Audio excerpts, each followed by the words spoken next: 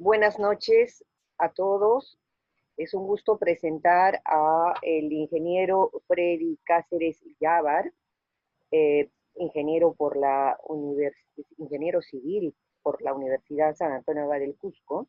Presidió la Cámara Peruana de Construcción Capeco Filial Cusco y la Asociación Regional Capeco Cusco. Es árbitro inscrito en el Centro de Análisis y Resolución de Conflictos de la Pontificia Universidad Católica del Perú. Y en la actualidad es empresario constructor de obras privadas en la actividad inmobiliaria y directivo de la Asociación Regional Capeco Cusco. También está con nosotros el doctor Armando Gallegos Monteagudo, salesiano, economista por la Universidad del Pacífico de Lima, doctor en administración por la Universidad de Texas, Austin, Estados Unidos, máster en negocios y administración por la Universidad Metodista del Sur, Dallas, Texas, Estados Unidos, socio fundador y presidente del directorio de Gerens, y en la actualidad es rector de la Escuela de Posgrado de Gerens. Con ellos vamos a tratar un tema sumamente importante, que es el de la reactivación económica.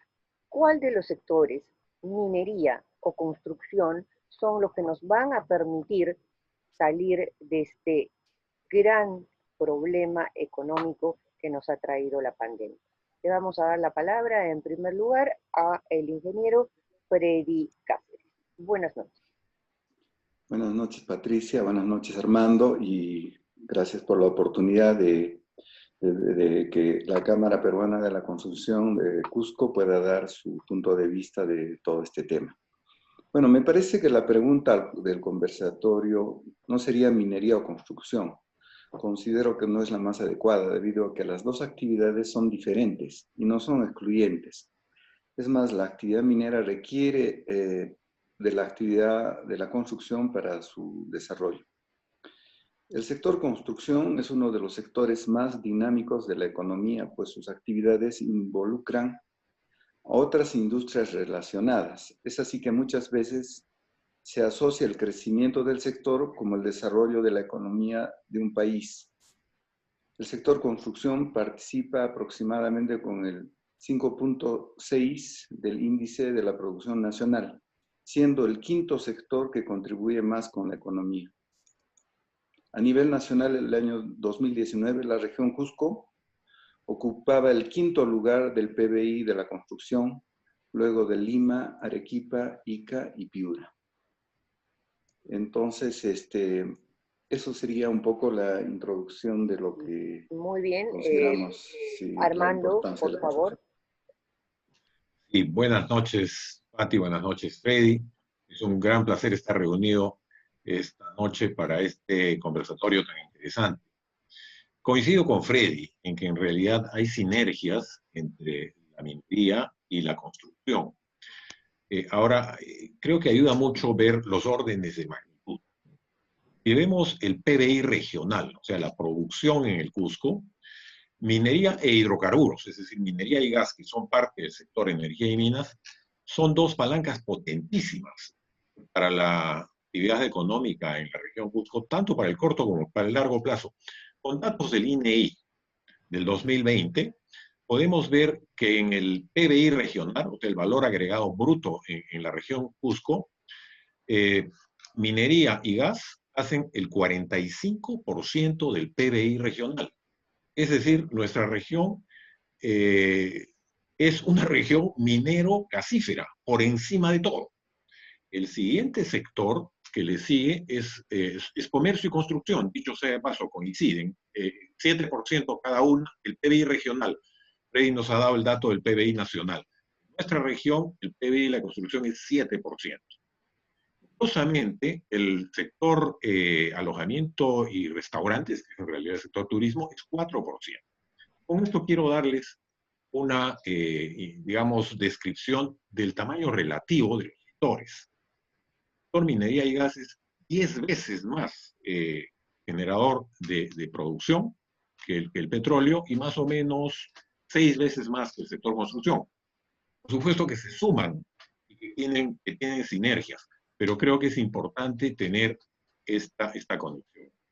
Otro dato interesante, hay una gran conexión entre el sector minero gasífero y el sector construcción.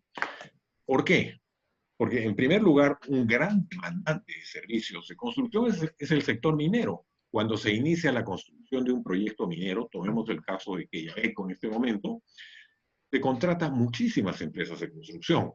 En Quellaveco, en la parte pico de la construcción del proyecto, trabajaban 12.000 personas y docenas de empresas de construcción. Muchas de ellas nacionales, pocas regionales. Ese es el detalle, pocas regionales. Y ese sería el reto. La región Cusco debería preparar empresas en construcción y en otros servicios para trabajar de la mano con el sector minería y gas. Es un gran sector. Otro dato importante es cuáles son las principales empresas. Este es un sector que, a diferencia de otros, son pocas empresas las que mueven la aguja. Muy pocas empresas hacen esta producción tan grande. Este 45% de la producción regional depende en gran medida de 2 empresas en el sector gas y de 3 empresas en el sector minero. En el sector gas tenemos a Plus Petrol, que está en el lote 56 y en el lote 58, en la provincia de la Convención, y Repsol, que está en el lote 57, también en la Convención. Estas 2 empresas producen el 95% del gas a nivel nacional. Vean ustedes el peso que tiene el gas como PBI regional. Y hay 3 empresas mineras de mediana y gran envergadura que producen una cantidad significativa de recursos en el sector minero, que son Antapacay y Hadbay. Antapacay, con el problema que acaba de ser resuelto, felizmente, y en oro hay una empresa, Anari. Además hay un grupo de 2.200 empresas, de acuerdo a Reinfo, de pequeña escala, en el año 2019. Entonces, ese es el panorama. Estamos hablando de un sector de pocas empresas, pero de gran tamaño. Es un sector que genera gran producción, pero emplea también directamente poca mano de obra, directamente. O sea, como factor generador de empleo, no es un gran demandante de empleo directo, pero sí de empleo indirecto, porque por cada puesto directo que hay en minería, se estima que se generan entre 5 y 7 puestos en empresas proveedoras del sector. Entonces, con esto creo que quisiera darles una visión panorámica del peso relativo que tienen la minería y el gas en la región Cusco y su vinculación con el sector construcción, que es el que nos ocupa en este momento, ¿no? Bien, entiendo que ambos están de acuerdo en que ambas se complementan y que no son excluyentes. Podríamos estar de acuerdo en eso. Sin embargo, ambos sectores que tienen grandes posibilidades, ya sean atraer inversiones o dar empleo, también tienen tremendos hándicaps, como la informalidad en ambos sectores, la inclinación a desatar conflictos sociales, acabamos de resolver uno, y a socavar la salud ecológica en el caso de la minería, o la corrupción y el clientelismo en el caso de la construcción. Hemos vivido épocas terribles de corrupción en todo el campo de la construcción. ¿Cómo vamos a resolver estos problemas para que realmente toda esa bonanza que ustedes han mencionado, fruto de estos sectores productivos, lleguen realmente a la región Cusco y a la región surandina, que es una de las más deprimidas en este momento en el país? Armando, comenzarías tú. Allá. Bueno, son los 2 temas que has mencionado, ¿no? El tema ambiental y el tema de los conflictos. En el tema ambiental, las empresas mineras que hemos mencionado tienen estándares ahí. Y Hadley tienen estándares internacionales de cumplimiento de los estándares ambientales. Inclusive están por encima de los estándares mínimos admisibles en el Perú.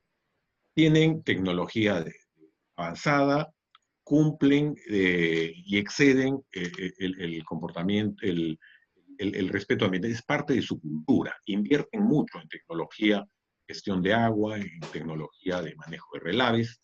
Entonces, el problema ambiental en la minería moderna está totalmente bajo control, totalmente bajo control. Sin embargo, la minería tiene una reputación heredada, y este es un gran problema. Es que teniendo estos recursos, teniendo la tecnología y las posibilidades de usarlos con un gran respeto ambiental, se ha ubicado de alguna manera en la opinión pública como contaminadora. ¿Y de dónde viene esta historia? No es gratuita. Durante muchos años lo ha sido. La vieja minería, la antigua minería, ha sido contaminadora.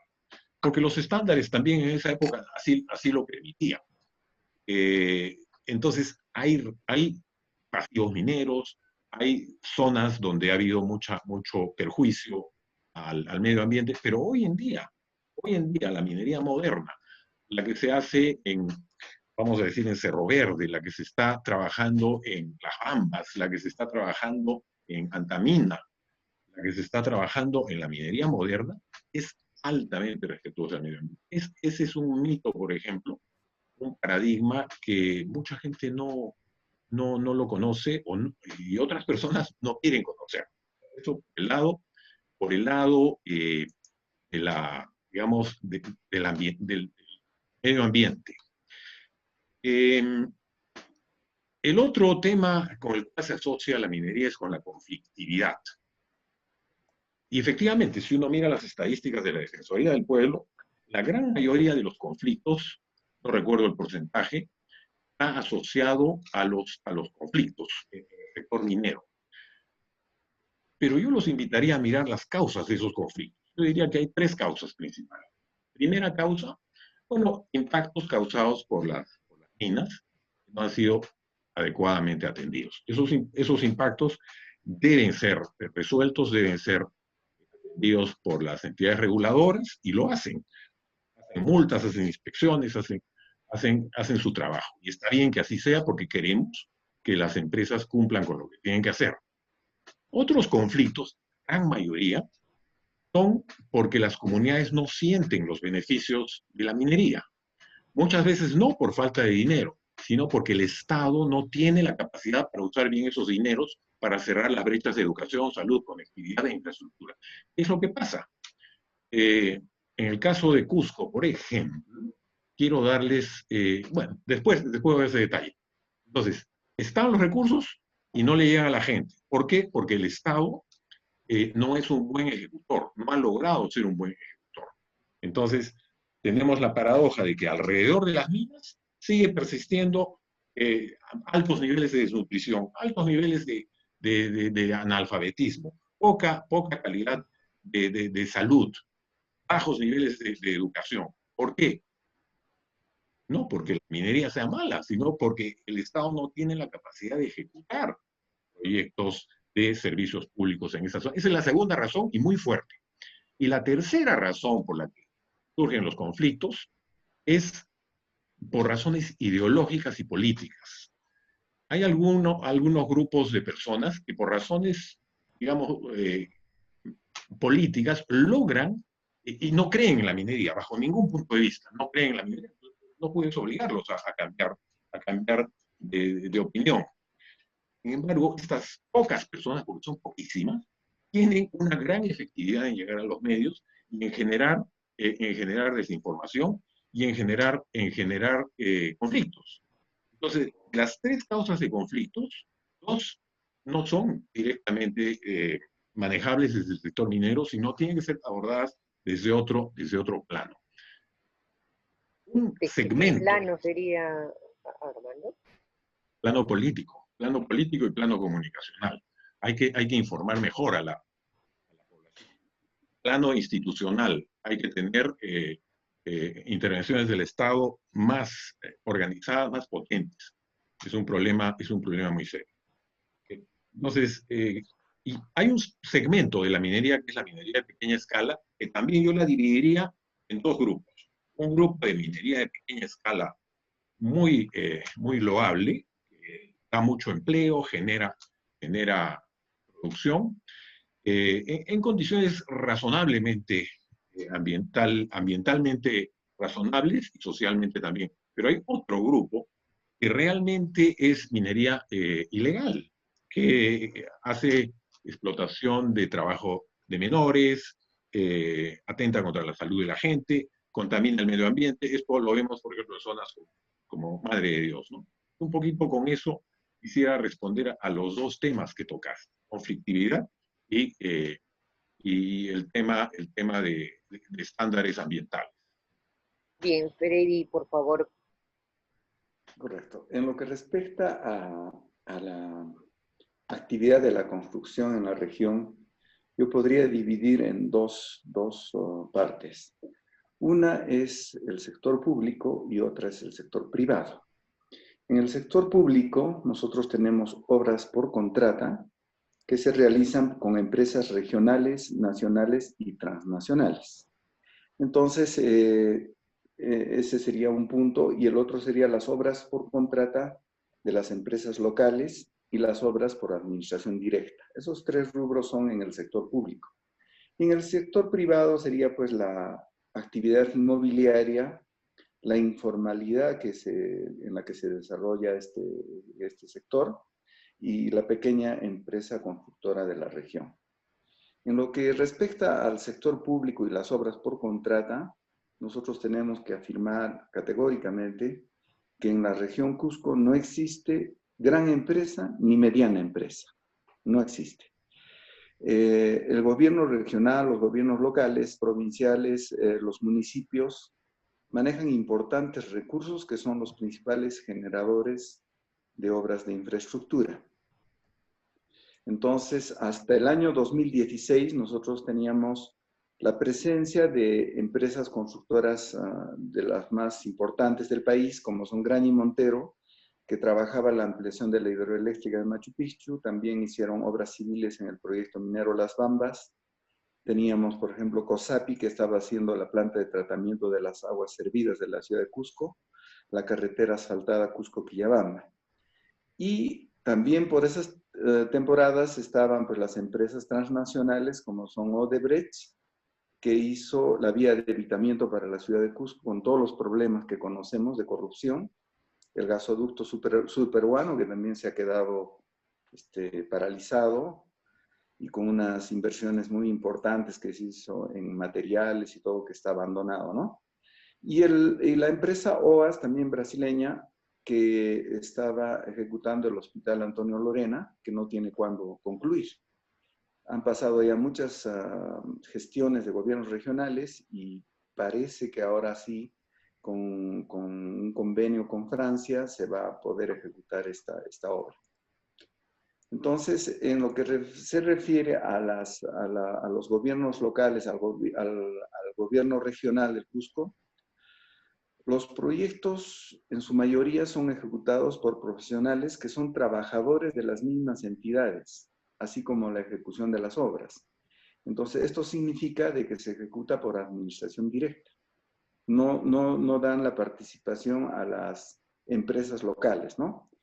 Pero esta modalidad tiene el problema de que los presupuestos al final de la obra pueden duplicarse o triplicarse y los plazos se vuelven indeterminados porque casi nunca se cumplen. En los pocos casos que el gobierno regional o los municipios licitan, son una considerable cantidad de empresas constructoras pequeñas locales que compiten para ganar la buena pro. Pero muchas veces también, para colmo de males, la mayoría de estas obras ya están direccionadas, porque los municipios, ya sea provinciales o distritales, ya tienen un ganador y piden requisitos como para orientar la buena pro. Y normalmente son de gente allegada o de gente que trabaja en contubernio con los alcaldes, ¿no? En muchos casos. Entonces, en resumen, la corrupción aqueja a las obras públicas que se llevan a cabo por las entidades del Estado en la región Cusco. Y cuando no se licita, todo se hace por administración directa. Es decir, los municipios preparan su expediente técnico con personal que no tiene mucha calificación y ejecutan las obras en esas condiciones. Entonces, el gasto no es eficiente y hay problemas de corrupción, ¿no? Los plazos no se cumplen y también los presupuestos. Ahora, en el sector privado, también no había mucho trabajo en este sector hasta el año 2003. El año 2003, gracias al programa Mi Vivienda, es que se empiezan a ejecutar algunos proyectos de conjuntos habitacionales o edificios multifamiliares en la ciudad de Cusco. Entonces, este era un nicho que estaba pues totalmente desatendido porque había un déficit muy grande de viviendas. Entonces, se empezaron a hacer muchas construcciones de edificios multifamiliares, pero solo se ha atendido al sector B y C alto de la población. Es decir, se han vendido unidades de vivienda que cuestan de entre 80,000 hasta 150,000 dólares, de acuerdo a la ubicación del edificio, en qué distrito o en qué parte de un distrito, entonces los precios variaban, ¿no? Pero lo grave de esto es de que nosotros como Capeco hemos mandado a hacer el primer estudio inmobiliario para la ciudad de Cusco.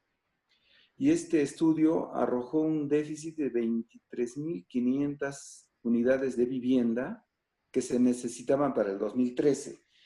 A la fecha, ya casi han pasado como 7 años, esto por el crecimiento de la población, esta cifra seguramente se ha implementado y nosotros estamos tratando de hacer un segundo estudio inmobiliario que esté más o menos por esta época y nos dé datos más certeros. Entonces, ¿qué es lo que pasa? Que este déficit de 23,500 unidades de vivienda tienen que ser con un costo que no sea mayor a 40,000 dólares para que tenga acceso a los estratos o los sectores socioeconómicos C y D de la población.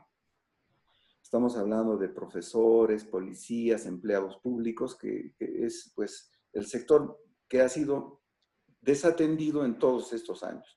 El gobierno central tiene recursos para estos programas, pero lamentablemente en Cusco no tenemos terrenos donde se puedan ejecutar estos proyectos y el costo del terreno en Cusco ha subido escandalosamente.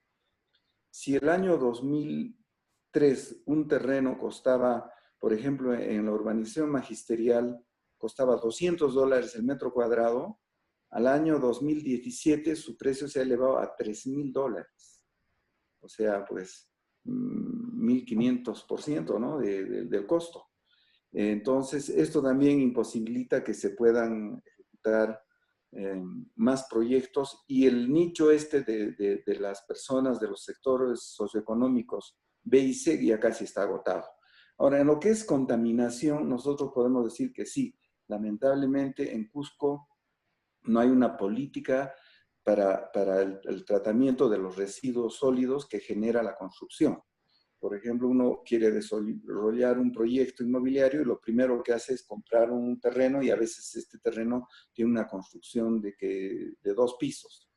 Se demuele y simplemente no se sabe a dónde lo llevan porque se contratan los servicios de un contratista y estamos contaminando, ¿no? Porque no hay una política regional ni municipal para, digamos, transportar esos residuos sólidos a un determinado lugar. O también darle un tratamiento, porque, por ejemplo, el concreto se puede volver a usar. Se puede chancar y se puede conseguir nuevamente agregados, pero eso no se hace, ¿no? Normalmente va y se bota. Ya hemos llenado casi todos los sitios de Cusco con el producto de los desmontes, que son de las demoliciones, pero también lo que produce la misma construcción, porque siempre hay residuos, hay bolsas, hay recipientes, hay materiales que son residuos o saldos que también hay que eliminarlos. Entonces es un problema grave también que nosotros somos conscientes, pero que debemos de buscar una solución conjuntamente con los gobiernos regionales, ¿no? Con los municipios principalmente.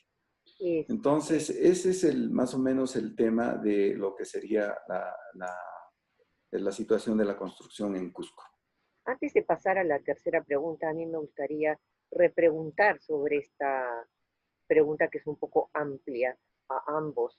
Eh, por ejemplo, en el sector de la minería eh, tenemos noticias permanentes de contaminación de ríos o disputas por agua, por recursos hídricos, que han sido las más fuertes en el surandino, sobre todo, ¿no? Por otro lado, tenemos también el problema de la propiedad del suelo, que está en manos de las comunidades campesinas y que hasta ahora no hay una negociación adecuada, si se quiere, con las comunidades para entender que lo que está en el subsuelo tiene que generar para todo el país, pero también para ellos. Eso, ese punto de comprensión de lo que significa lo que es suyo, hasta ahora me parece que no le he escuchado. Si hay un líder minero, no lo conozco que haya enfocado el tema desde el punto de vista político-social de lo que significa la propiedad de esos recursos comunales, ¿no? Porque dicen que son del Estado, pero ellos se sienten dueños de su territorio y su territorio está pues abajo, ¿no? La Pachamama es también el Ucupacha, así son nuestras comunidades. Por el otro lado, Freddy, en la construcción, noto, por ejemplo, una incapacidad de hacer sinergias entre los propios constructores, entre las propias pequeñas empresas, para poder hacer alianzas con empresas más grandes y hacer pues mejores intentos para participar en obras mayores del sector público y competir. Esto te arrastra año tras año. Creo que desde que tengo uso de razón, las empresas constructoras cusqueñas se quejan de este problema. ¿No se han planteado ustedes esta forma de asociación para lograr mejores proyectos de construcción? Y por otro lado, ¿no han presentado ustedes mismos proyectos para poder, como CAPECO, resolver el problema de la contaminación producto de la construcción? ¿Hay proyectos concretos al respecto? Comenzaríamos con Armando. A ver, los temas que has mencionado, ¿no? Empezaría con el tema de la propiedad del suelo y del subsuelo. En otros países, si tú eres propietario del suelo, también eres dueño del subsuelo. Estados Unidos, por ejemplo. Si encuentras oro en tu terreno o petróleo en tu terreno, ya te hiciste rico. En cambio, en el Perú, la Constitución indica que uno es propietario del suelo, pero el Estado es propietario del subsuelo y de todos los recursos que contenga. Entonces, una empresa minera, cuando explora y encuentra lógicamente interesantes, lo que tiene que hacer es obtener una concesión. O sea, la propiedad sigue siendo del Estado, sigue siendo de la nación, pero obtiene una concesión para traer los recursos y ponerlos en valor. Entonces, así están las cosas. En algunas comunidades, las comunidades originarias, existe la ley de consulta previa. Es decir, la comunidad tiene que expresar su opinión respecto a la posibilidad de extraer o no extraer los recursos. Es una ley que existe hace pocos años y que aún no ha terminado de ser ejecutada. Yo creo que debería concluirse ese proceso, hacer un inventario de todas las comunidades originarias y darles el peso que merecen y el empoderamiento que corresponde. Ahora, eso no significa de ninguna manera que los beneficiarios de la riqueza que se genera en un territorio no deban ser, en primer lugar, los pobladores de ese territorio y de esa región. Ahí viene la paradoja. Pinar, 70% de la producción regional de Pinar es minera. Con ese 70%, el municipio provincial, los municipios distritales y el gobierno nacional tienen recursos para poder hacer obras, beneficiar a esa región.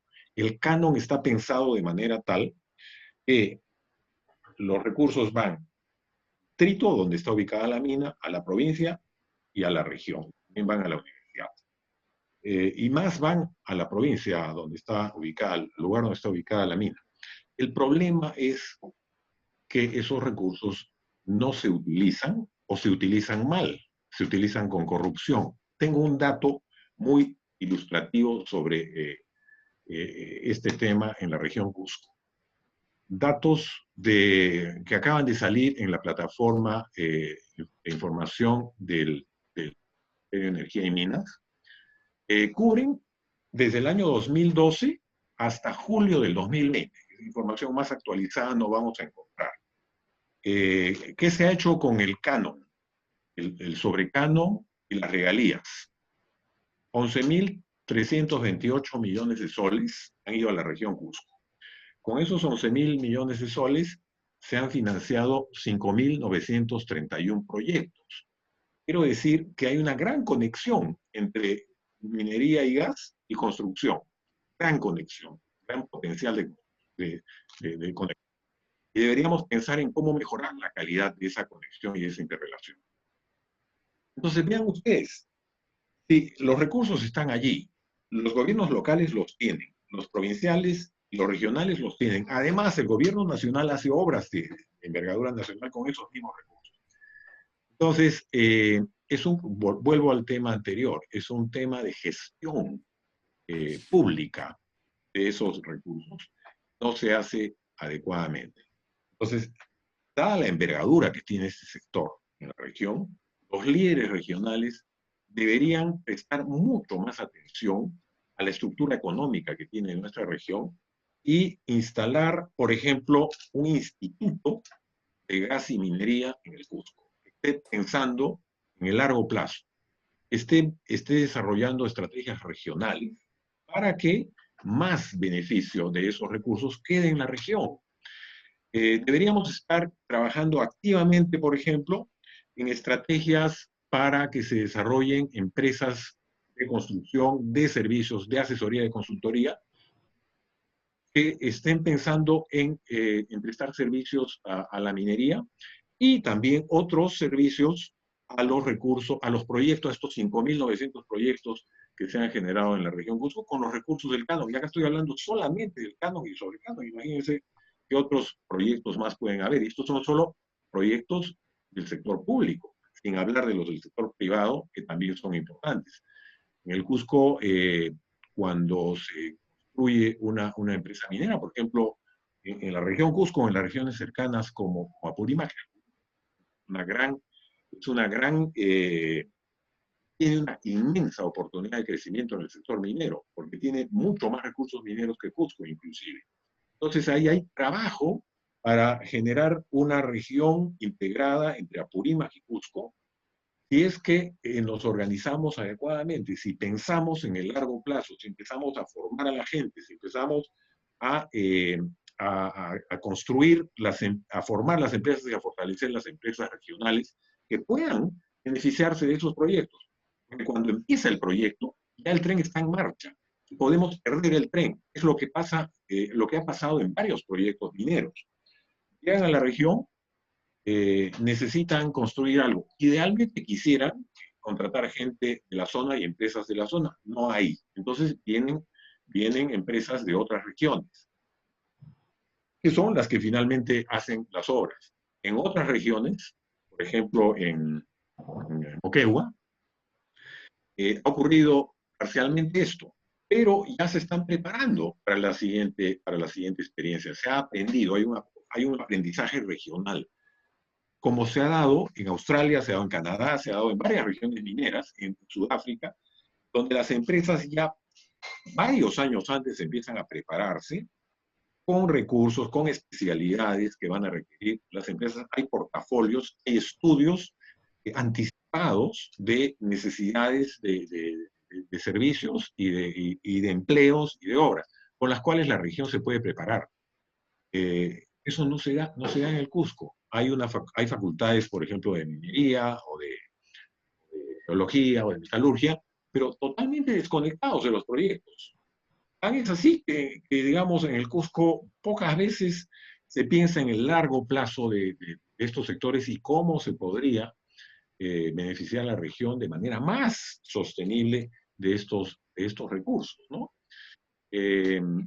Estos proyectos que les digo, estos 5.000 proyectos, están en transporte 19%, en saneamiento 15%, en proyectos en educación 11%. Como ven, muchos de estos son proyectos de construcción. También hay proyectos en cultura y deporte, 8%. Entonces, con eso lo que quisiera comentar es que la propiedad del subsuelo es del Estado y el Estado es responsable de dar cuenta de esos recursos para beneficio de la región inmediata a la mina, de la provincia, de la región y del país en su conjunto. Lamentablemente, muchos de los proyectos que estamos acá señalando, como Freddy ha indicado, pues han terminado en corrupción. Lorena, la vía de evitamiento, empresas con el nivel de corrupción de Odebrecht, OAS y otras más, ¿no? Entonces, entramos ya a un tema estructural más complejo, que es el nivel de institucionalidad y la corrupción como uno de los principales problemas que tiene nuestro país, ¿no? Freddy. Eso es lo que podría comentar, Pati, hasta el momento. Gracias, Armando. Freddy, al respecto. Bueno, yo considero que una región es fuerte cuando su empresariado local también es fuerte. Pero, lamentablemente, desde hace mucho tiempo, los gobiernos regionales, en este caso el gobierno regional en Cusco y los gobiernos municipales, se han convertido en una suerte de empresas constructoras, porque ellos mismos diseñan, mal diseñan, porque toman profesionales que no tienen mucha experiencia, porque un profesional, un consultor, da su trabajo por medio de una contrata. Entonces, los municipios lo que hacen es tomar personal que no tiene mucha experiencia y les hacen hacer los proyectos. Y esos proyectos son los que ejecutan los municipios, ¿no? Entonces, no hay trabajo para las empresas constructoras pequeñas de Cusco. Y en los casos que hay, como les había indicado, son a veces direccionados, ¿no? Ya se sabe ya quién va a ganar determinada licitación. Entonces, prácticamente del sector público no esperamos demasiado en Cusco. Entonces, no tenemos una fuente de trabajo y que las empresas constructoras locales estén ejecutando permanentemente obras y estén creciendo también su capacidad de contratación. Ahora, en el otro sector, en el sector privado, tenemos dos problemas. El Cusco es un valle y su crecimiento solamente es de este a oeste, porque hacia el norte y hacia el sur no se puede crecer. Entonces, igual, todos los suelos tienen dueño en Cusco. No es como en la costa que hay todavía terrenos del Estado, donde el Estado agarra un terreno que es de su propiedad y dice, ya aquí se van a hacer 1.500 unidades de vivienda. En Cusco no se puede hacer eso, porque uno va a cualquier sitio, a la punta de un cerro y hay un propietario. Hay un propietario que es una comunidad. Y en los otros casos son propietarios pues, privados, ¿no? Entonces, eso ha determinado la escasez de suelos para hacer construcción, ha determinado que el precio pues, se dispare en un lapso de 15 años en un 1.500%. Si algo costaba $200, después resultó costando 2.500 o 3.000 el metro cuadrado. Entonces, no hay suelos para hacer edificaciones de vivienda social, que es lo que requiere, las 23.500 unidades, que a la fecha deben ser más de 30.000 unidades de vivienda. Entonces no tenemos eso. Ahora, el otro tema es cómo satisface su necesidad las personas que requieren una vivienda. Simplemente van, invaden los cerros o compran a los propietarios de los cerros y ejecutan sus viviendas por su cuenta. Ellos hacen viviendas de adobe o hacen viviendas con concreto, y una vez que han hecho las viviendas, van en grupo al municipio a pedirles que les hagan sus escaleras, sus pistas, sus veredas, su sistema de agua, desagüe, electrificación. Entonces los municipios, por cuestiones electorales, les ofrecen y les cumplen muchas veces, ¿no? Entonces simplemente estamos haciendo al revés las cosas. Primero se hace la habilitación urbana, se pone el agua, el desagüe, la luz, y después se hacen las viviendas. Acá no. Aquí se hacen las viviendas y después se le pone el agua, la luz, y de acuerdo a la presión y a las cuestiones electoreras, ¿no? Entonces, ese es el gran problema que tenemos en el Cusco, y el gobierno regional nunca ha tomado la sartén por el mango y ha dicho, ahora vamos a solucionar este problema y vamos a identificar dónde se puede hacer esto, porque terrenos del Estado casi no existen, ¿no? Hay esto del aeropuerto, que tal vez en el futuro se pueda hacer algunos conjuntos habitacionales, pero también, como todos son especialistas aquí, todos opinan que no, ahí no se debe hacer ni una vivienda, que se debe hacer unos jardines, unos paseos, etc.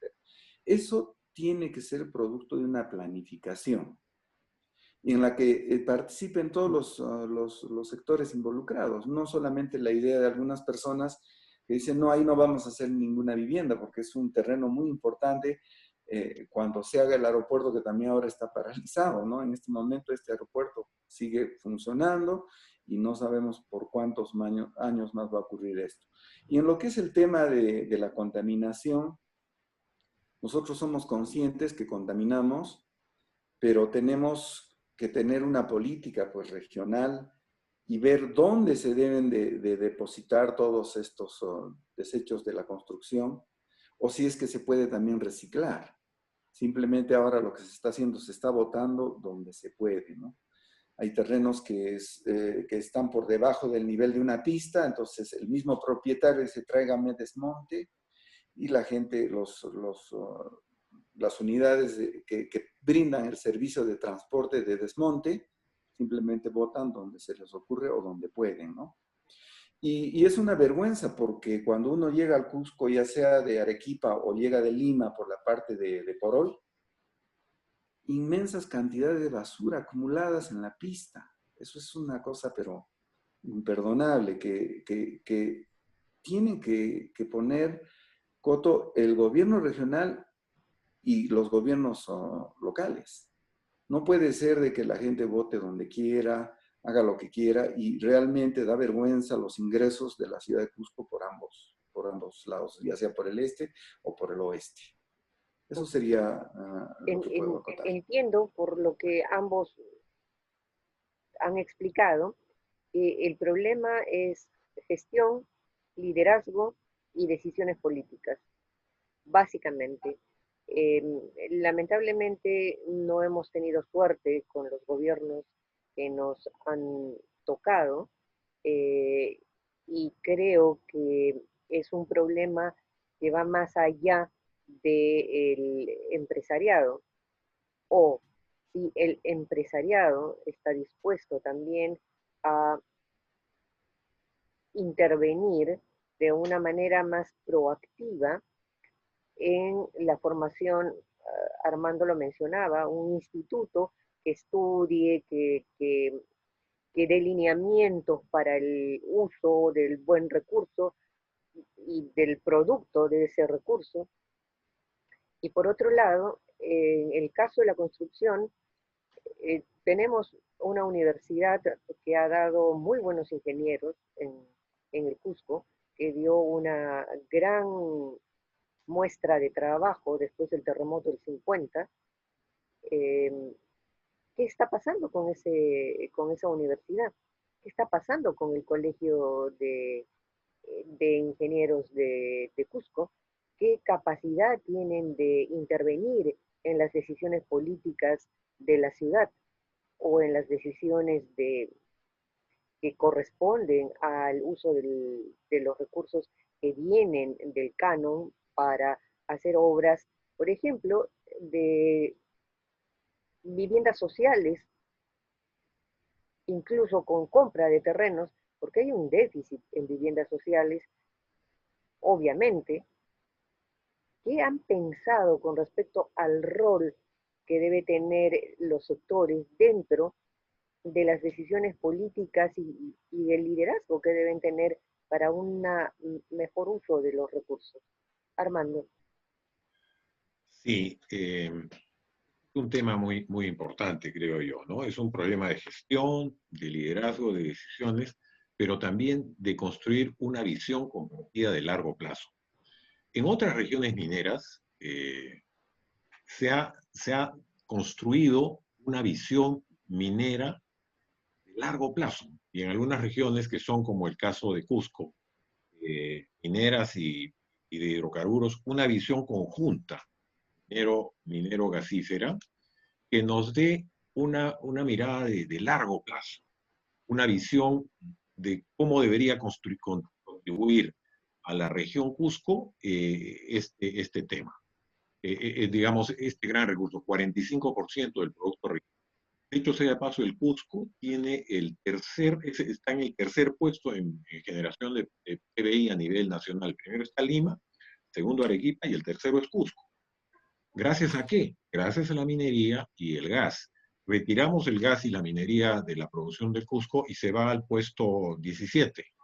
Entonces, estamos en el tercer puesto, pero no capitalizamos como región esa.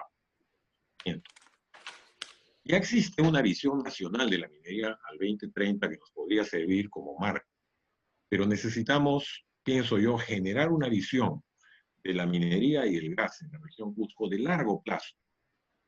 Estudiar cuál va a ser su desarrollo futuro, qué otros proyectos de crecimiento hay, que se haga la línea de base de desarrollo minero de aquí en adelante, y hacer justamente una preparación de la región para ensamblarse con esos proyectos, como se hacen en varias regiones mineras del Canadá, por ejemplo. 10 años antes de que se empiece a desarrollar un territorio minero, en las regiones de esa zona se empiezan a adecuar programas de capacitación técnica, profesiones. ¿Qué profesiones se van a usar? Se empiezan a formar empresas de servicios y de producción que van a necesitar esas empresas mineras. Entonces, cuando empieza el desarrollo de estas obras, la región está preparada para participar en la construcción de esos proyectos y en el beneficio de esos desarrollos, ¿no? Entonces, este es un proceso multiactor que tiene que ser participativo a nivel regional. Y creo que la idea es de formar un instituto de gas y petróleo que congregue a la universidad, a las empresas, a líderes con visión de largo plazo y que sea el gran impulsador del bienestar y crecimiento económico de Cusco. Y además integre los beneficios que estos sectores generan de manera indirecta, el empleo indirecto, ir planificándolo para que ese empleo sea en gran medida respondido por la gente de la región. Comparativamente no se le presta la atención que merece la región a estos dos sectores. Hemos visto, les he dado datos de que el peso económico de estos dos sectores es 10 veces más que el rubro de turismo. Sin desmerecer en absoluto el turismo, que es un gran generador de empleo, un gran generador de identidad cultural, etcétera, etcétera. Pero estamos hablando de la economía. La economía tiene que retroalimentar al bienestar y al beneficio de todos los pobladores de un territorio, ¿no? Entonces, creo que esa es una tarea por hacerse, generar consensos regionales, miradas de largo plazo. Se vienen proyectos importantes. Tenemos dos ¿Y en proyectos ese instituto, importantes. Armando, tendrían parte las comunidades campesinas? Por supuesto, deberían tener beneficios en educación, en conectividad. Es pasmoso, estuve viendo los niveles de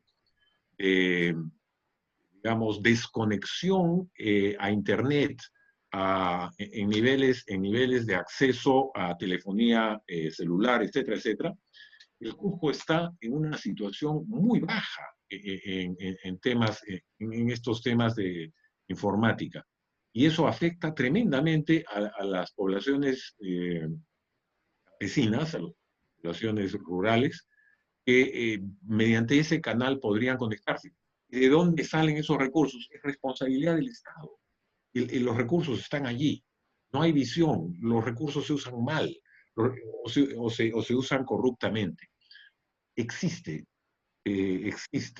suficientes recursos económicos para dotar de Internet, para dotar de telefonía, dotar de vialidad, por supuesto, dotar de educación de calidad y salud de calidad en la región Cusco.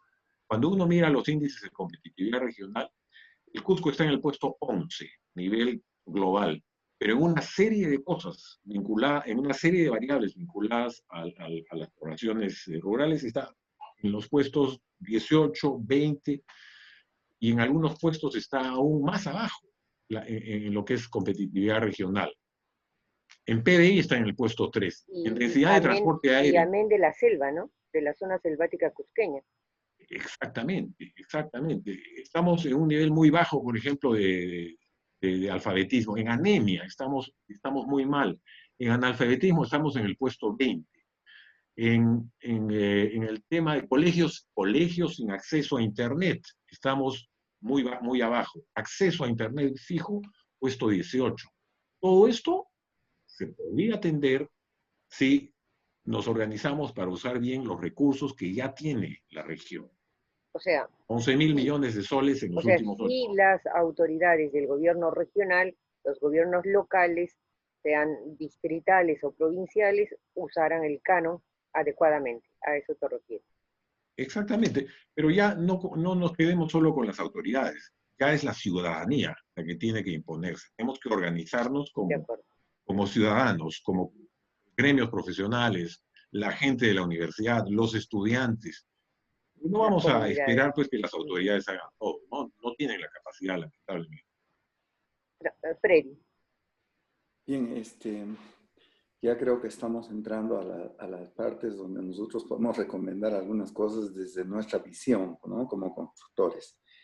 Yo creo que el gran problema está en que la actividad de la consultoría tiene que ser reivindicada a nivel nacional.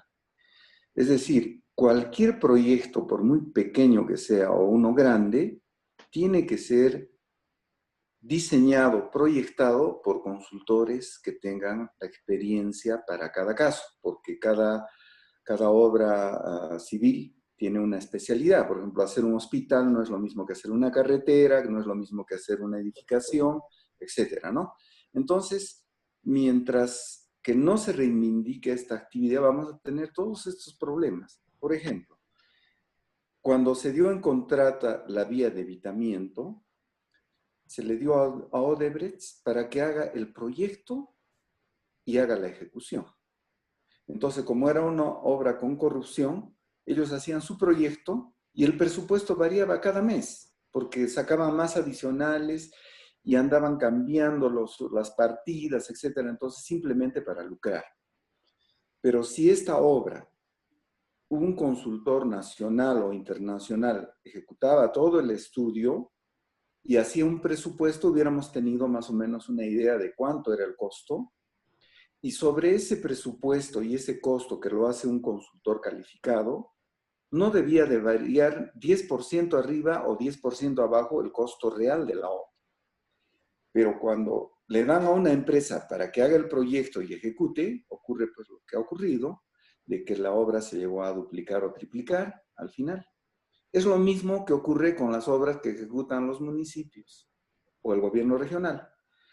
Diseñan un colegio y tiene un presupuesto inicial, muchas veces el proyecto está mal hecho, el presupuesto también, y al final llega a costar 3 veces su valor. Y el plazo, pues ni se diga, porque se ejecuta sin ninguna penalidad.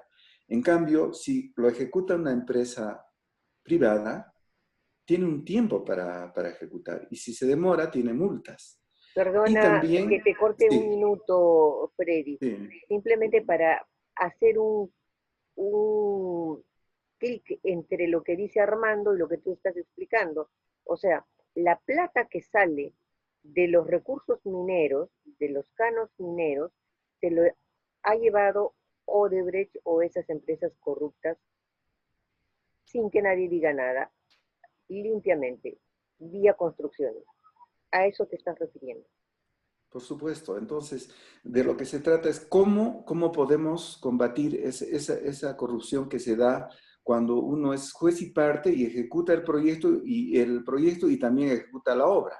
El mismo ejemplo que hemos dado para la vía de evitamiento que lo ha hecho Odebrecht es el mismo ejemplo para un municipio pequeño que hace, por ejemplo, una escuela o un colegio. Ocurre lo mismo. Entonces, si nosotros por obligación tendríamos que contratar los servicios de consultores calificados y registrados a nivel nacional, entonces no vamos a tener problemas de que una obra se triplique y tampoco vamos a tener problemas que se ejecute si es un año, se ejecute en 2 años, porque sabemos que tiene un presupuesto y un cronograma. Yo creo que por ahí parte el problema a nivel nacional y por eso las empresas corruptas quieren pues hacer esta modalidad de que ellos hacen el proyecto y hacen también la obra al mismo tiempo, ¿no? Existe Entonces, Capeco para qué rol juega en este estado de cosas. lamentablemente, Capeco también ha tenido algunos problemas. Muchos de sus miembros a nivel nacional han sido participantes del Club de la Construcción. Y también ha habido corrupción, porque era lo mismo. Se licitaban carreteras y había un grupo donde se designaban prácticamente, oye, te toca a ti o le toca al otro, y hacían sus amarres y ya se sabía quiénes eran los ganadores. Y eso pues es de conocimiento de todos, el Club de la Construcción. Entonces, yo considero nuevamente de que si se ejecuta bien un proyecto, porque hay consultores que hacen también proyectos de carreteras, y bajo responsabilidad. No puede ser de que haga yo un proyecto de las carreteras, el movimiento de tierras, el asfaltado, si es que es asfaltado, etcétera, y que cueste 1.000 y que al final, cuando se ejecute, cueste 2.000. Quiere decir que he hecho mal el proyecto. Entonces, ese es el punto donde nosotros pensamos que debe de estudiarse y debe de ser puesto a consideración a nivel nacional. De repente, una ley en el Congreso para que se pueda normar esas cosas, ¿no? Y lo otro es también que se debe dar facilidades a las pequeñas empresas. Por ejemplo, nosotros tenemos de que una pequeña empresa constructora tiene que pagar los mismos jornales que Graña y Montero. Eso no es correcto, porque Graña y Montero gana una obra a nivel nacional con los jornales que se aprueban y se firman en Lima, con el Sindicato de Construcción Civil. Pero esos jornales, las pequeñas empresas también están obligados a pagar esos jornales y llevamos contabilidades y pagamos los impuestos igual que las grandes empresas. Entonces, había un decreto legislativo, el 727, que era Ley de Fomento a la Inversión Privada en la Construcción. Este decreto, que ha sido dado hace muchísimos años, nos permitía a las pequeñas empresas negociar los salarios de construcción civil hasta las 50 UITs. Estamos hablando de 192.500, algo de 200.000. Para la época que se dio este decreto legislativo, pues funcionaba un tanto, ¿no?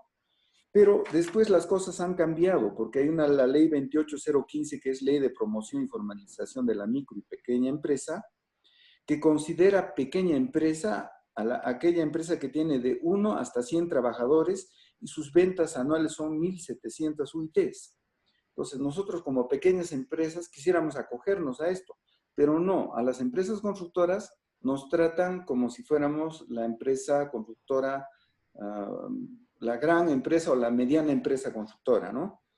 Entonces, si a nosotros nos indican que hasta 1.700 UITs podemos negociar nuestros salarios de construcción, eso también nos ayudaría a poder crecer y a poder formalizarnos, ¿no? Ahora, el salario de construcción lo negocian en Lima Capeco Lima, con el Sindicato de Construcción Civil, con el Ministerio de Trabajo, pero nosotros no participamos, simplemente nos comunican y es un salario altísimo. Por eso es de que los trabajadores de construcción civil ya no estaban considerados como pobres, ya pertenecían a un sector de la clase media, al sector C de la clase media, porque tenían muy buenos ingresos hasta antes de todos esos problemas que han ocurrido, ¿no? Igualmente, en lo que se refiere a Censico, Censico se creó para capacitar a los trabajadores de construcción civil. Y todas las empresas constructoras pagan un monto todos los meses cuando ejecutan obras del Estado, por ejemplo, ¿no? Pero yo tengo como como ingeniero más de 30 años. En los 30 años que he trabajado como constructor, jamás me han capacitado un solo trabajador de construcción civil. ¿Qué es lo que ha pasado? O sea, todos aportamos para que se cree este Servicio Nacional de Capacitación en la industria de la construcción. Entonces, ¿qué es lo que ha ocurrido? Que Censico se ha vuelto un instituto superior tecnológico que da carreras de mando medio. Y nosotros no hemos recibido la capacitación a nuestros trabajadores nunca. Entonces, estamos pidiendo también que eso se pueda derogar, porque no tiene sentido de que estemos aportando para un instituto que hace carreras de mando medio, que tiene sus ingresos, pero sin embargo nosotros seguimos aportando mensualmente para este rubro como un impuesto, ¿no? Sí, ese sería mi alcance de lo que es el sector. Entiendo que el sector de la construcción en Cusco está en una situación crítica en este momento, pues los protocolos aún no se han eh, puesto de manera espírica, para decirlo en palabras de a centavo, y que son muy pocas las construcciones que están trabajando en este momento, ¿es así? Bueno, particularmente, por ejemplo, yo tengo una pequeña empresa y estoy por iniciar una obra y he sacado todos mis permisos, he hecho mis protocolos, los he hecho aprobar por el Ministerio de Salud y yo podría empezar si quiero mañana, pero ya también las condiciones son de que el mercado se ha recesado tanto, no hay compradores y los que nos habían comprado habían hecho precompras, habían dado unos adelantos para un proyecto futuro, han venido, nos han dicho, oye, nos hemos quedado sin trabajo, entonces, por favor, a ver si nos devuelves la inicial que te hemos dado, ¿no? Entonces, en esas condiciones, nosotros no podemos empezar una obra, porque nos vamos a quedar desfinanciados y vamos a deber y nos dan el Reactiva. Uno nos dieron un monto muy pequeño y después con el Reactiva 2 nos iban a dar el triple de nuestras ventas, del promedio de las ventas anuales del año 2019.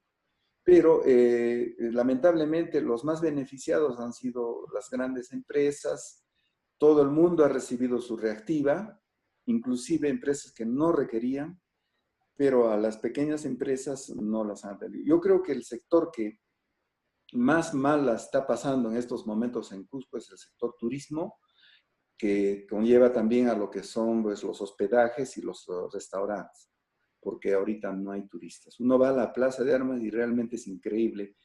Parece la Plaza de Armas de no sé qué ciudad de Perú, pero no se ven turistas por todo el problema de la pandemia, ¿no? Entonces, la construcción yo creo que requiere de ciertos incentivos, por ejemplo, que nos dejen contratar hasta por 1.700 unidades impositivas nuestros contratos y nosotros fijar el salario real de la ciudad y con eso podemos crear más empleo, nos deben de dar facilidades para ejecutar también nuestros proyectos. Los municipios tienen que flexibilizar un poco porque se da una norma nacional para facilitar la promoción de viviendas y los municipios lo único que hacen es entorpecer y con una burocracia terrible y para hacer una licencia de construcción nos demoramos un año a veces o más para obtener simplemente el permiso para empezar a construir. Sí, eso sería. Bien,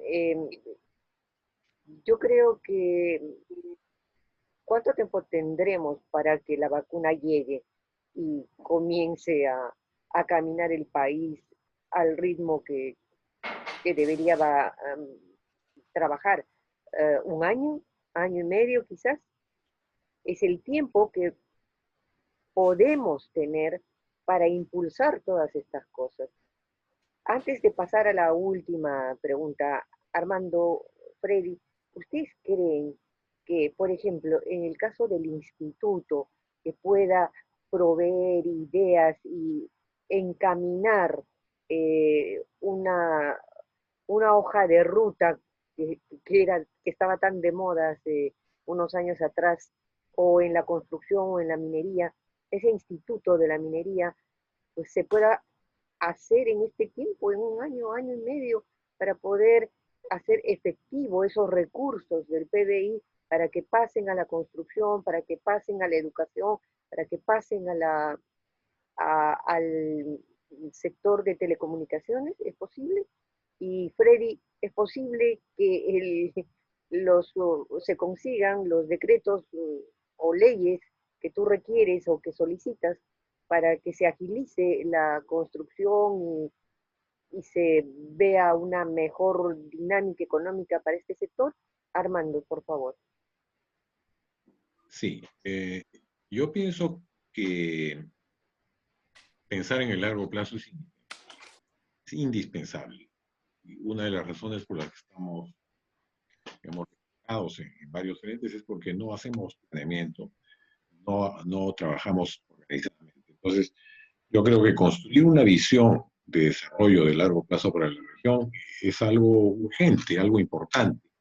¿Quién lo debería hacer? Los líderes de la región, los líderes de los colegios profesionales, de la universidad, los líderes de los grupos de sociedad civil, son los que tienen la posibilidad de hacerlo. ¿Que se puede construir en un año? Sí, se puede construir en un año si algún grupo toma ese proyecto y lo trabaja con intensidad, lo trabaja ordenadamente. El tema de la pandemia no es un obstáculo. Ya hoy en día estamos trabajando una serie de proyectos, cada uno de ustedes, y me incluyo, a distancia. En GES, toda nuestra educación es a distancia, 100%. Toda nuestra consultoría en gestión es a distancia. La investigación que venimos haciendo se hace a distancia. Todo es trabajo y teletrabajo. Entonces, estas iniciativas de construcción y de ponernos de acuerdo en visiones, por supuesto que es posible, si es que tenemos a un equipo, una persona, un grupo de líderes que se anime a hacerlo y que invierta el tiempo en hacerlo.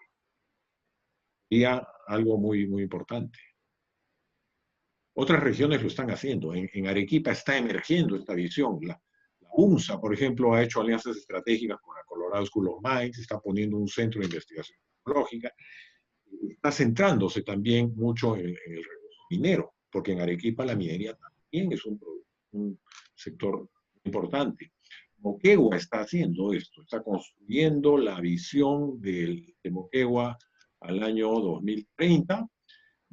Moquegua tiene, inclusive el PBI de Moquegua es 70% minero, más fuerte que el de Cusco. Están en construcción varias empresas, pero además se está diversificando. Están trabajando lo que es energía solar, están trabajando pesca, están trabajando la poca agricultura que hay, la están tecnificando y la están haciendo mucho más sofisticada. Eso no es gratuito. Surge de una mirada de largo plazo donde tienen que confluir las visiones de los empresarios, las visiones de los líderes universitarios. Esas miradas se necesitan, de todas maneras. Si no, vamos a seguir dando vueltas sobre lo mismo. Freddy. Sí, correcto. Me parece que el tema pasa por planificar, ¿no? Hace muchos años que no se planifica nada. Y también capacitar a los futuros gobernantes regionales o alcaldes. Yo creo que lo mínimo que tienen que tener es un curso donde se les indique cuáles son los derroteros que tienen que tomar cuando llegan al poder, porque cada vez que entra un gobernante regional, normalmente no sabe dónde está parado y tenemos todos estos problemas. Y ha habido gente que, como ustedes saben, ha estado también en la cárcel por haber cometido irregularidades en sus gestiones, ¿no? Entonces no podemos dejar al azar que nuevamente cada 4 años venga un señor que no se da cuenta y cuando se da cuenta ya se le terminó su mandato, ¿no? Nosotros como CAPECO, esta ley de promoción de la formalización de la pequeña empresa, la enviamos al Congreso con un congresista por Cusco. Y lo planteó, indicó para que se pueda elevar, ¿no?, a 1.700 unidades la capacidad que podría tener una pequeña empresa para negociar su salario. Fue todo un escándalo. CAPECO Lima levantó la voz, dijo, ¿por qué ustedes están haciendo las cosas? Y nosotros simplemente le contestamos de que nosotros éramos una asociación regional, que si bien éramos una institución a nivel nacional, pero que nosotros pues éramos independientes, ¿no? No les gustó mucho, pero lo hicimos. Y bueno, vamos a insistir en esas cosas y vamos a insistir en que se hagan bien porque no es posible de que un país que tiene tantos recursos tenga tantos problemas simplemente por la corrupción. Entonces ya un poco hay que decir basta a la corrupción y hay que planificar y hay que trabajar en ese sentido. De otra forma, no somos viables, no tenemos, yo creo, un futuro como región ni como país. Sería muy triste. Pero ya un poco para terminar y para aterrizar en cosas bien concretas, eh, ¿cuál sería en el caso minero el proyecto más importante para la región que pudiera tener un PBI que redunde de manera fundamental? Y en el caso de la construcción, ¿cuál sería la obra que daría más trabajo y sería de más impacto para la región? Armando. En el caso minero hay dos proyectos de gran envergadura que están, ¿no? Uno de ellos es el proyecto Quechuas, un proyecto de más de $1.000 millones, pero está en la franja metalogenética que hasta Las Bambas, Santa Pacay. Y el otro proyecto también grande es Corocoboy, cerca de Espinar. Entonces, son dos proyectos de gran envergadura, nuevos, pero incluso más significativos que estos proyectos nuevos son los que ya están en producción. Aquí tenemos que manejar, digamos, la capacidad productiva que ya existe de los proyectos de producción y también de las empresas que producen gas, que están en operación y que tienen un horizonte de largo plazo. Camisea ha cambiado la matriz energética del país. Gracias a Camisea se tiene gas natural en las zonas de menores ingresos de Lima en este momento. Gracias a Camisea se ha reducido el costo de producción de la industria. Es paradójico que en la región Cusco lo único que llega es el cano y se usa mal y se usa con corrupción. Qué paradójico que en la región Cusco no se esté utilizando el gas para impulsar el cambio de la matriz energética en las ciudades o impulsando la industrialización que podría darse en algunas ramas industriales. Entonces, yo diría, los proyectos nuevos son importantes, pero el uso correcto de los recursos que actualmente se generan es aún más importante para la actividad, la actividad económica, la reactivación económica y la sostenibilidad económica del bienestar del. De acuerdo. Freddy. Sí, yo considero que en Cusco hay mucho por hacer. Tenemos el tema del aeropuerto, que es una necesidad. El aeropuerto que tenemos en el momento prácticamente está dentro de la ciudad. Ya está rodeado de viviendas, porque el crecimiento, como les había indicado, es de este a oeste en Cusco, porque no hay otra forma. Hacia el norte y hacia el sur no puede crecer la ciudad. Tenemos que hacer más hospitales. El Hospital del Seguro tiene 35 años, más o menos se hizo el año 85. Y la población de ese entonces era mucho menor. Ahora la población pues se ha incrementado y el hospital no ha aumentado ni una cama. entonces se necesita hacer un hospital similar, porque ya la población lo requiere, hacer hospitales en las principales provincias, pavimentar la ciudad está hecho un caos.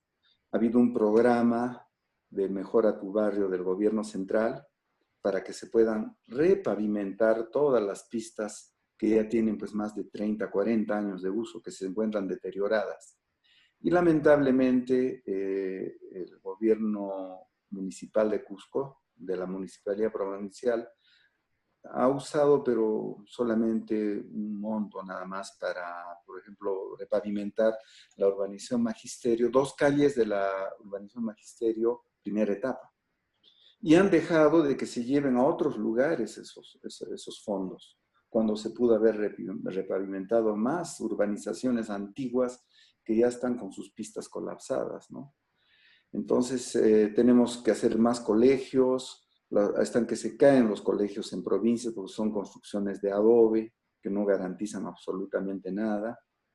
Se tiene que también apoyar a la gente para que se haga una vivienda de concreto armado, porque el adobe no sirve para nada. Si hay un sismo, realmente va a ser bien grave en Cusco las consecuencias, porque, bueno, como cusqueños podemos hablar de las guatias. Van a ser unas guatias las viviendas que se hacen en la ciudad de Cusco, en las laderas y con adobe.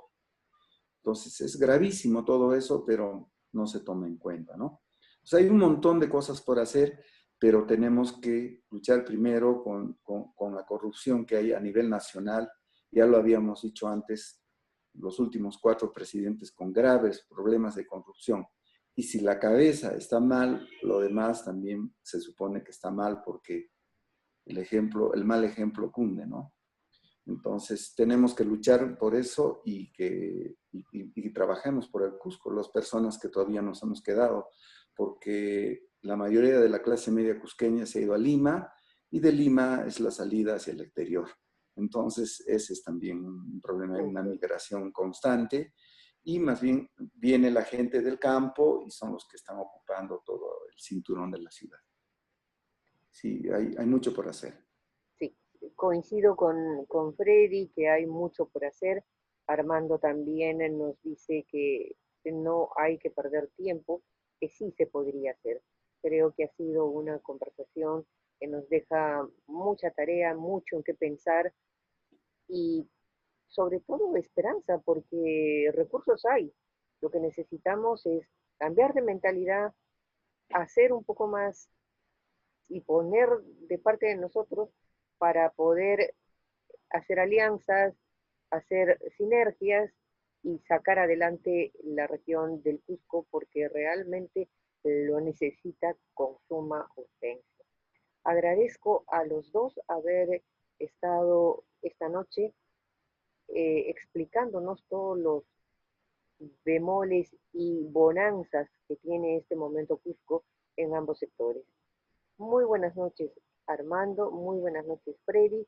Muchas gracias una vez más por darnos su tiempo para conversar y para dirigirnos al Cusco en este tan complicado momento que está atravesando. Gracias, buenas noches. Gracias. Gracias, Pati. Buenas noches. No, qué ocurrencia. A ustedes las gracias. Buenas noches.